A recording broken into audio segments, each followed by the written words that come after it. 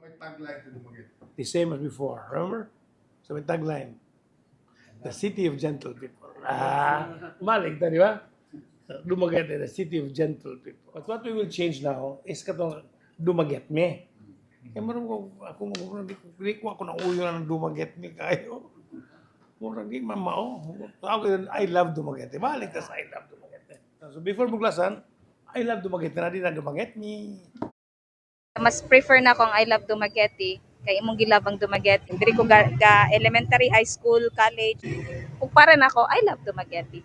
Kay especially nga diri po ko nagdako, diri ko nagkuan.